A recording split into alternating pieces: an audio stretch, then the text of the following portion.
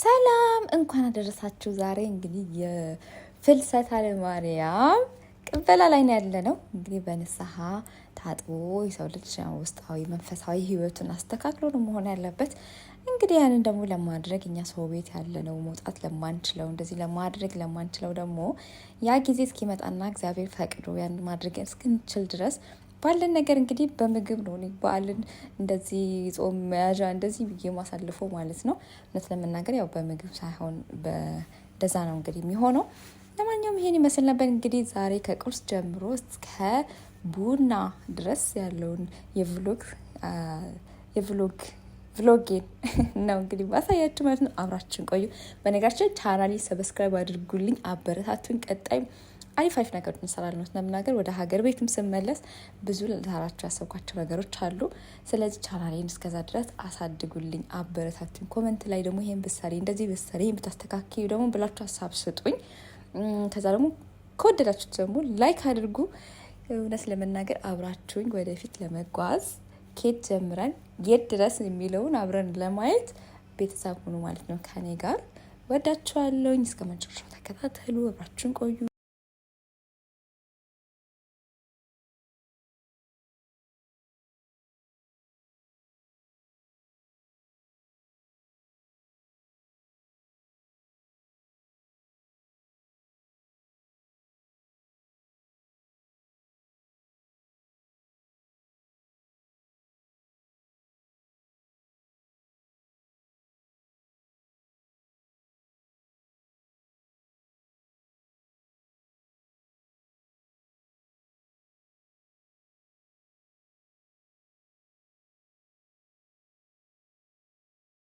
ቁርስም ምሳይም እንግዲህ አንድ ላይ በልቼ ጨረስኩኝ። የምር እንዴት እንደሚጣፍጥ በተለይ የአበሻ ቅቤ ነበር የጨመርኩበት።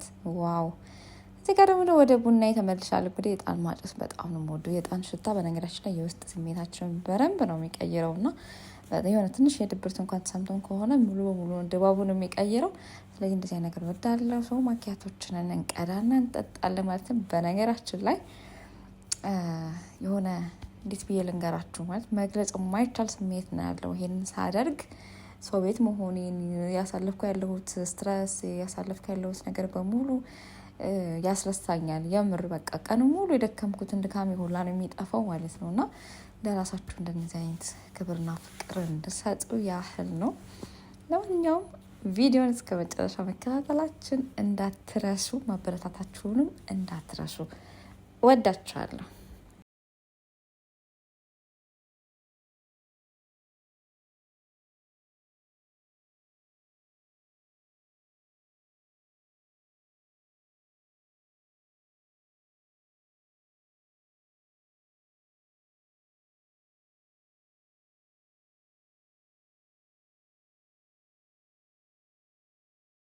በትንሹ የዛሬ ውሎ እንግዲህ ይሄንን ይመስል ነበረ።